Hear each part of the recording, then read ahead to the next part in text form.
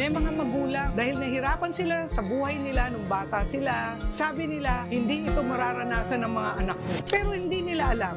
Kaya sila magaling. Kaya sila nakakagawa ng magandang buhay para sa pamilya nila. Kasi dumaan sila sa hirap. Ang hirap kasi hindi iniiwasan. Ang hirap, pinagdadaanan para mag-grow ka, para gumaling ka. Yung mga dumaan sa hirap, yun yung mga gumagaling. Yun yung okay lang sa kanila yung nahihirapan sila kasi sanay sila na yung paghihirap nagbibigay sa kanila ng dagdag na kaalaman, dagdag na skills. Kaya okay lang mahirapan. Ang hirap pag hindi ka marunong mahirapan. Ang mangyayari, pasok ka sa trabaho, nahirapan ka konti, binigyan ka ng assignment, nahirapan ka, resign ka na naman, hanap ka na naman ng trabaho.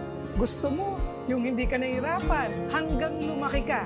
Ganyan ka. Tapos magtataka ka, hindi na yung ginagawa mo ang mahirap, yung buong buhay mo na ang mahirap. Ang hirap pa yan na walang pera. Gusto mo kumain, manghihingi ka lang, gusto mo mamasyal, hihintay ka na mag-iimbita sa'yo at maglilibre sa'yo. Hindi pwedeng ganun. Kailangan marunong ka magtrabaho on your own, kumita ka, para yung mga gusto mo, ikaw na yung bibili. Para pagtanda mo, meron ka kasing na-build, meron kang naipundar. Ang hirap pag tumanda ka na wala kang alam at hindi marunong magtrabaho kasi iniwasan mo lahat ng mahirap. Go! Trabaho na! Okay lang yan. Di lang ikaw nahihirapan. Yung iba, nahirapan, ngayon ang gagaling na, ang yayaman pa.